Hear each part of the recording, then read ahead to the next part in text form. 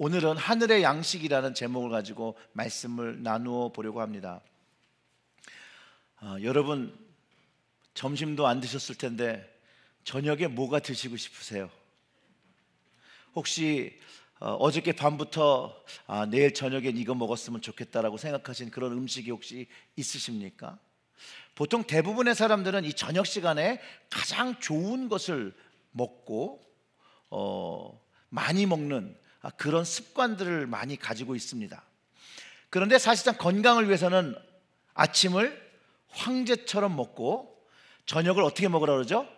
거지같이 먹으라고 한 말이 기억납니다. 그럼에도 불구하고 제가 하나 질문하고 싶은 건, 여러분 오늘 저녁에 뭐가 드시고 싶으십니까? 스테이크? 갈비찜? 불고기? 남편이 해준 밥? 반응하시네 이건. 김치찌개? 스시와 사시미? 해물 파스타? 냉면? 잔치국수? 된장찌개? 우리는 이런 것들을 사실상 생각하면서 먹으려고 하죠. 좀 바보스러운 질문이지만 여러분, 우리가 왜 먹어야 합니까? 또 왜 매일 먹어야 합니까? 주부들의 많은 고민 중에 하나가 저녁에 뭘 먹지? 아침엔 뭘 먹지? 점심엔 뭘 먹지라고 하시는 분들을 들어본 적이 있는데요. 그런데 왜 세 번 누가 먹으라고 가르쳐 줬습니까? 고려대학교의 윤재민 교수님이 조사하신 게 있는데, 우리나라 서민들이 하루 3끼를 먹었던 것이 70년대 후반부터라고 합니다. 그러니 70년대 이전에는 그래서 인사도 이렇게 했다라는 거예요. 사람을 만나면 식사는 하셨습니까? 그렇게 물어보는 시대에 살았던 적이 있고, 사실 우리가 살아가는 시대는 뭐 밥을 굶는 시대에 살고 있다라고 생각하지는 않지만, 그래도 여전히 이 미국 땅에서도 머저리티인 백인들도 식사를 못하는 아이들이 있고 그런 가정들이 있어요. 그래서 그 대부분의 사람들은 요즘은 없어서가 아니라 건강을 위해서 1일 1식 하시는 분도 있고, 2끼만 드시는 분도 있고, 또 3끼를 그냥 드시는 분도 있고, 또 원하시면 4끼, 5끼, 6끼도 드실 수가 있습니다. 자신의 선택으로 충분히 하루를 살아갈 수 있는 양을 드시게 되는 것이죠. 그렇기 때문에 우리가 정말 살아가기 위해서는 하루에 적당량의 양식을 먹어야 한다는 거예요. 즉 육의 양식이 우리에게 필요하다는 것이죠. 사람이 살아갈 수 있는 정도의 양은 먹어야 우리가 살 수 있습니다. 충분히 먹지 않으면 죽을 수도 있고 몸의 건강을 해칠 수도 있습니다. 사람은 살기 위해서 먹습니다. 음식을 먹는다는 것은 아주 인간이 해야 할 기본적이며 자연스러운 행동입니다. 그래서 우리는요, 하루에 적당한 양의 육의 양식과 영의 양식도 먹어야 합니다. 그런데 이런 자연스러운 양식, 이거를 먹어야 되는 행동에 우리가 제재를 좀 당하면, 그러니까 이런 자연스러운 행동을 할 수 없으면 사람들은 조금씩 나쁜 성향들을 보입니다. 그런데 어떤 분들은 배가 고프면 좀 난폭해지시는 분들이 있어요. 근데 먹을 것을 해결하고 나면 배가 부르면 사람들이 조용해지고 온순해지기도 합니다. 근데 금방 말씀드린 것처럼 배고프면 나쁜 성격이 나오는 분들이 있어요. 배고프면 신경질 내시는 분들이 있어요. 아마 혹시 여러분 주위에서 배가만 고프면 화내시는 분 혹시 경험해 보신 적 있습니까? 전 저희 아버지가 그러셨어요. 저희 아버지가 화낼 때가, 네? 아들이 신경질 내요? 아버지가 갑자기 화를 내시는데 왜 화를 내시는지 몰랐어요. 알고 보니까 시장하시면 그렇게 화를 내시더라고요.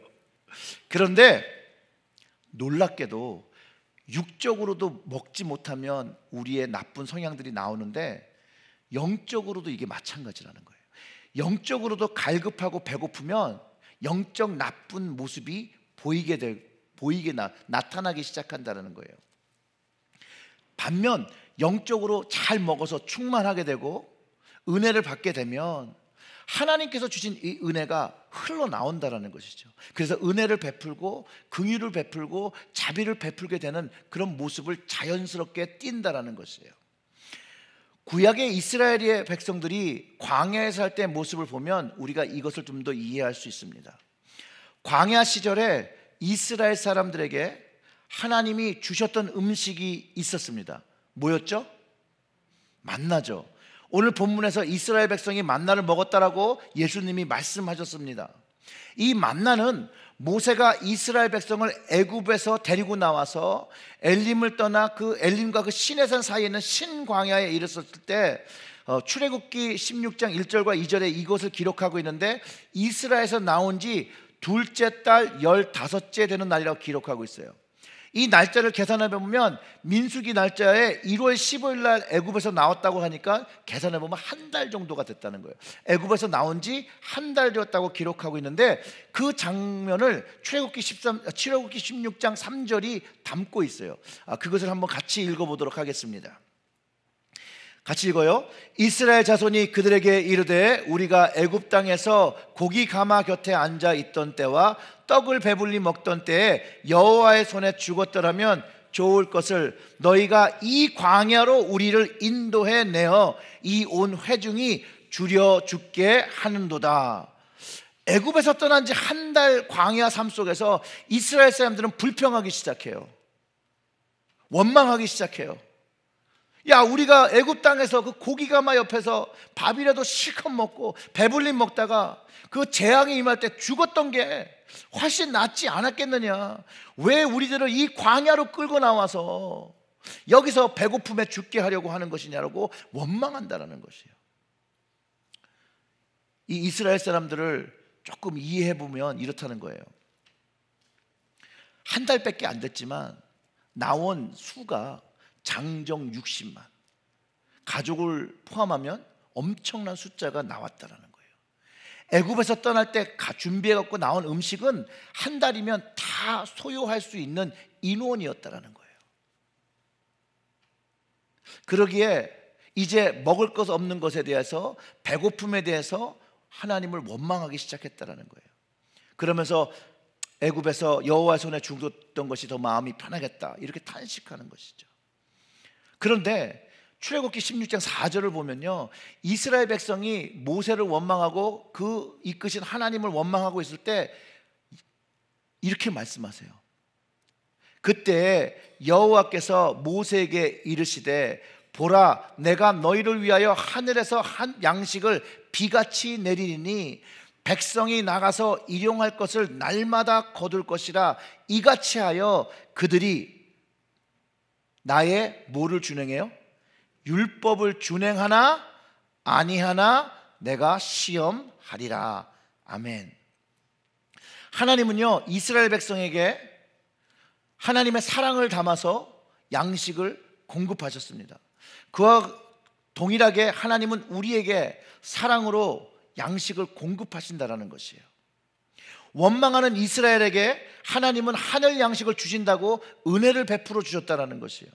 그 후로 이스라엘 백성은요, 약속의 땅에 들어가기 전까지, 거기에 정착하기 전까지 이 만나를, 하늘에서 오는 양식을 40년 동안 그들이 수고해서 추수해서 먹은 것이 아니라 그냥 거둬들여서 먹었다라고 기록하고 있다라는 것이에요. 이 만나의 사건은 하나님께서 하나님의 방법으로 그 백성을 먹이신 사건이라는 거예요. 또한 하나님의 사랑의 표현이라고 할 수 있습니다. 만나는요, 하나님이 주시는 양식이에요. 그들에게 우리가 무엇을 먹을 수 있을까 할 때 주셨던 것이었다라는 거예요. 또한 이것은 하나님의 방법을 따라서 먹었습니다. 아까 말씀드렸던 것처럼 인간의 기본적인 삶 속에서 중요한 거 하나가 먹는 것인데, 이 먹는 것이 해결되지 않는 그 삶 속에서 하나님을 원망하는 모습, 사실 우리들이 갖고 있는 기본적인 그 악함이 여기서 발견된다라는 것이에요. 그러나 하나님은 이스라엘의 그런 나쁜 모습을 책망하지 않으시고 외려 이스라엘의 육의 필요에 따라서 하늘의 양식을 주셨다라는 것이에요. 사랑하셨기 때문에 그렇다는 거예요. 마치 엄마가 배고프다고 우는 아이한테 화내지 않고 빨리 음식을 만들어서 주는 것 같은 그런 사랑으로 주셨다라는 것이에요. 여러분, 혹시 빵이나 쿠키나 음식을 만들어 보신 적 있으시죠? 무슨 빵을 만들든 어떤 음식을 만들든 그 만드는 방법이 필요한데 그걸 뭐라고 부르죠? 레시피. 음식의 조리법이 필요합니다. 그 방법대로 만들 때 정말로 맛있는 빵과 음식을 만들 수 있습니다. 맞지요? 아무튼 먹기 위해 음식을 만들려면 음식을 만드는 방법, 그 레시피가 필요하고요. 그 과정이 꼭 필요합니다. 이거엔 동의하시죠? 레시피를 가지고 음식을 안 하시나 봐요. 그렇잖아요. 아무리 내가 만들어서 한 음식이라도 레시피는 필요해요. 하늘 양식 만나도 하나님의 방법에 따라 먹을 수 있었다는 거예요. 많이 거두어도 먹을 만큼의 하루치만을 먹을 수 있었어요. 그리고 금요일에만 이틀치를 준비할 수 있었어요. 하나님의 그 법, 하나님의 말씀에 의하면 먹고 남길 만큼의 양을 거두지 말라고 하셨어요. 그래서 출애굽기 16장 20절에 보면 그들이 모세에게 순종하지 아니하고 더러는 아침까지 두었더니 뭐라고요? 벌레가 생기고 냄새가 난지라. 즉 남은 것은 먹지 못했다고 그래요. 근데 여러분 생각해 보세요. 왜 더 많이 남겨놨을까요? 혹시 하나님이 내일 안 주면 불신해서 그걸 모았다라는 거죠. 하나님을 믿는 것, 하나님의 말씀을 믿는 것을 가르쳐 주시고 그 말씀을 듣는지 안 듣는지 시험하신다고 그랬잖아요. 여기에 시험이 있었다니까요. 하나님을 온전히 신뢰한 사람은 딱 먹을 만큼만 먹고 다 버렸을 거예요. 왜? 그 다음날 또 주실 것이니까. 그런데 그것을 믿지 못하는 사람만 더 모았다라는 것이에요. 그렇기 때문에 만나는 하나님의 방법에 따를 때만 먹을 수 있는 것이에요. 근데 이 만나의 이름이 여러분 어떻게 생긴 건 줄 아십니까? 이 만나의 이름은요, 이스라엘 백성이 그 다음날 그 모세를 통해서 말씀하신 다음날 아침에 땅에 작고 둥글며 서리 같은 것이 이렇게 가는 것을 보면서 이게 뭐지? 이랬어요. 여기에서 유래됐어요. 이게 뭐지? 이게 뭐지라고 할 때 모세가 이게 여호와 하나님께서 너희에게 주어 먹게 하는 양식이라고 가르쳐 주었어요. 이스라엘 백성들은 그게 뭔지 몰랐어요. 뭔지는 모르지만 그들에게 육적으로 공급하고 육적인 양식이 되어지고 또한 하나님과 관계를 맺는 영적 양식이 되어지는 것을 경험한 것이 그것이고 그것의 이름이 만나였다라는 거예요. 혹시 가끔 제 설교가 재미없고 뭔 소린지 모를 때 이게 무슨 말이야? 라고 생각할 때 만나구나 라고 들어주시면 감사하겠습니다. 믿음은요, 들음에서 난다고 해요. 들음에서. 가랑비에 옷 젖듯이 말씀을 잘 이해하지 못하더라도 끊임없이 들으면 없어지는 게 아니에요. 우리의 어디 영적인 그 안에 자리 잡고 필요할 때 그 말씀들이 나오게 되는 것이에요. 우리의 믿음의 성장에 도움을 준다라는 것이에요. 예수님께서요, 사역하실 때 주님의 말씀 그리고 주님 자체를 받아들이지 못하고 이해하지 못하는 사람들의 태도도 동일하게 이게 무슨 소리야? 이게 뭐야? 라고 받아들이지 못했을 때 모세가 이스라엘에게 만나가 여호와 하나님께서 하늘에서 주는 양식이라고 설명했던 것처럼 오늘 주님도 주님의 말씀을 이해하지 못하는 사람들에게 하늘의 양식이 무엇인지를 가르쳐주고 계신다는 거예요. 예수님은 우리에게 필요한 하늘 양식을 가르쳐 주십니다. 오늘 본문에 보면 사람들은 예수님이 요셉의 아들로 알고 있어요. 마리아의 아들로 알고 있어요. 그 아버지도 알고 그 어머니도 알고 있다라고 얘기합니다. 그런데 야, 네가 어떻게 하늘에서 왔냐? 이런 질문을 하고 있는 것이에요.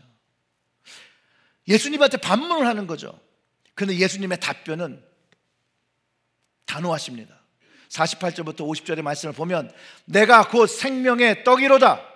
너희 조상들은 광야에서 만나를 먹었어도 죽었거니와 이는 하늘로서 내려온 떡이니 사람으로 하여금 먹고 죽지 아니하는 것이라고 가르쳐 주셨습니다. 근데 사람들의 반응은 어떻습니까? 주님의 말씀을 이해하지 못하고 믿지 못하는 사람이 이런 말도 안 되는 소리를 한다고. 52절, 우리 본문은 아니지만 52절에 어떻게 사람의 살을 먹을 수 있냐고 말도 안 되는 말이라고 반응했다라는 것이에요. 근데 이 사람들이요, 예수님의 기적을 보았던 사람들이에요. 예수님께서 치유하는 그 권능을 보인 것을 경험했던 사람들이에요. 예수님의 권위 있는 가르침도 들었던 사람들이에요. 이들은 보고 듣고 경험했는데 이 사람들은 한 가지 안 한 게 있어요. 뭐요? 예수님을 믿지 않았다라는 거예요. 예수님을 믿지 않았어요. 예수님은 분명히 사람들이 주님이 누구인지를 알지 못하는 것에 대하여 정말 답답해하시고 안타까워하셨을 것 같아요. 그리고 예수님은 만나가 하늘에서 하나님께서 보내주셨던 것처럼 자신도 하나님이 보내셔서 하나님의 뜻을 알게 한다라고 가르쳐주고 있다는 것이에요. 왜냐하면 사람들이 만나는 무엇이고 어디서 온 것을 알고 있기 때문에, 그들의 전통과 율법에 따르면 그들은 만나가 무엇인지 반드시 알아야 합니다. 그렇기 때문에 이 만나라는 것을 통해서 이 만나가 하늘에서 온 것처럼 이 이스라엘 백성들에게 오셔서 하나님께서 먹이셨던 것, 그것처럼 예수님도 하나님의 뜻으로 이곳에 오신 것을 설명하기 위해서 생명의 떡이라는 말씀을 주고 계시다라는 거예요. 여러분, 하나님의 언약궤가 뭔지 아시죠? 그 안에 무엇이 들었습니까? 1부, 2부, 3부 다 중얼거리시네. 담대히 얘기하세요. 뭐가 들었어요? 뒤쪽은 굉장히 지혜롭게 대답했고요. 자, 히브리서 9장 4절의 말씀을 같이 보겠습니다. 자, 다 같이 읽죠. 금향로와 사면을 금으로 싼 언약궤가 있고 그 안에 만나를 담은 금항아리와 아론의 싹 난 지팡이와 언약의 비석들이 들어있다고 합니다. 자, 이게 언약궤에 하나님의 말씀 10계명 담은 것이 있었고, 만나를 주신 것이 있었고, 그 다음에 생명을 주신 그 아론의 싹난 지팡이를 넣어서 하나님의 말씀을 주셨고, 하나님께서 양식을 주셨고, 하나님께서 생명을 주시는 것을 이스라엘 자손에게 대대로 기억하게 하셨다는 것이에요. 그러면서 예수님께서 이스라엘 백성에게 자신이 생명의 떡이라고 소개하고 있다는 거예요. 그리고 광야 때 먹었던 그 떡과 그 하늘의 떡과 예수님이 주시는 떡은 다르다는 것을 가르쳐 주기 시작합니다. 그래서 그 49절을 다시 보면 너희 조상들은 광야에서 만나를 먹어서도 죽었거니와 이는 하늘로서 내려온 떡이니 사람으로 하여금 먹고 죽지 아니하게 하는 것이라 라고 했어요. 만나를 먹은 조상들은 다 죽었지만 하늘로부터 온 떡, 그 떡을 먹은 사람은 죽지 않고 영생할 수 있다라고, 영생의 길이 있다고 가르쳐주고 있다는 것이에요. 사람이 가장 기본적으로 해야 하는 것이 먹는 것이라고 얘기했죠. 사람은 먹어야 하고 음식을 먹기 위하여 그 음식을 만드는 방법을 배워야 한다고 그랬죠. 그래서 예수님이 어떻게 하면 영원한 생명을 위한 음식을 얻는 방법을 가르쳐 주시는 것이에요. 바로 이것이 하나님의 사랑의 방법으로 준비된 것을 이야기하고요, 그러면서 하나님이 나는 생명의 떡이라고 선포하셨다는 거예요. 6장 35절에 예수께서 가라사대 내가 곧 생명의 떡이니 내게 오는 자는 결코 줄이지 아니할 터요 나를 믿는 자는 영원히 목마르지 아니하리라고 말씀하세요. 이 생명의 떡을 소유하고 먹을 수 있는 방법이 그 오늘 우리가 읽은 본문 안에 담겼는데 38절과 40절의 말씀을 보면 내가 하늘로서 내려온 뜻은 내 뜻을 행하려 함이 아니요 나를 보내신 이의 뜻을 행하려 함이라. 즉 하나님의 뜻을 이야기한다는 것이죠. 나를 보내신 이의 뜻을 내게 주신 자 중에 내가 하나도 잃어버리지 아니하고 마지막 날에 뭐 한다고요? 다시 살리려는 이것이니라 내 아버지의 뜻은 아들을 보고 어떠한 사람이요? 믿는 자마다 영생을 얻는 이것이니 마지막 날에 내가 이를 어떤 일이에요? 믿는 자 다시 어떻게 해요? 살리리라 하시니라. 아멘. 예수님이 바로 그 하늘의 양식 생명의 떡이고, 그 예수님을 믿는 사람은 하나님께서 영원한 생명을 주고 죽어도 나중에 다시 살린다라는 약속을 주셨다라는 거예요. 예수님을 하늘의 양식으로 믿고 영생을 얻고 마지막 날에 다시 생명을 얻는 것이 하나님의 뜻이고, 그 뜻을 이루고자 주님은 이 땅에 오셨다라는 것이에요. 그것이 하나님의 계획인 것을 이스라엘 백성에게 가르쳐 주신 거라는 거예요. 말씀을 통해서 예수님이 우리가 하나님 주시는 영원한 생명을 얻는 것을 가르쳐 주고 계시다라는 것이에요. 바로 그분이, 주님이 그리스도인 것을 가르쳐 주고 메시아인 것을 가르쳐 주고, 예수님이 나의 생명이 떡 되어지고 여러분의 생명이 떡 되어져 진다는 것을 가르쳐 주고 있다는 거예요.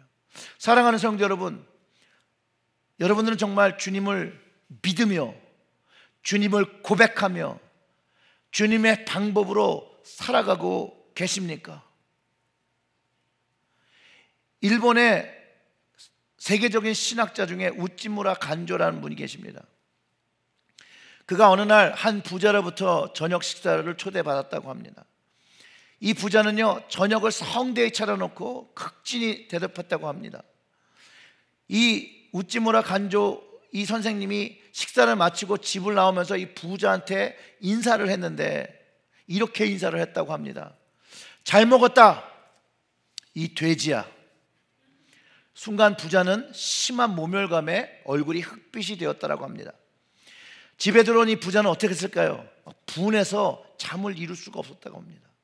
세상에 어떻게 이럴 수가 있는가, 그토록 존경받는 사람이 정말로 식사를 정성으로 대접하더니 그딴 식으로 밖에 인사를 할 수 없다니, 되먹지 못한 인간 같으니라고 막 씩씩대며 분해서 잠을 이루지 못합니다. 한참 뒤척거리다가 어느 정도 마음에 진정이 되자 마음 한구석에서 다른 생각이 들기 시작했대요. 우찌무라 간조는 존경받는 인물이요, 함부로 말한 사람이 아니었는데 어찌 내게 그런 몰지각한 말을 했을까? 그분의 들어온 성품으로는 절대 그런 말을 할 사람이 아닌데 뭔가 깊은 의미가 있는 것은 아닌가. 그리고 생각이 여기까지 미치자 자신의 삶을 좀 새롭게 돌아보기 시작했다라는 거예요. 그래, 내 삶에 그분이 말한 돼지와 다를 것이 뭐가 있을까?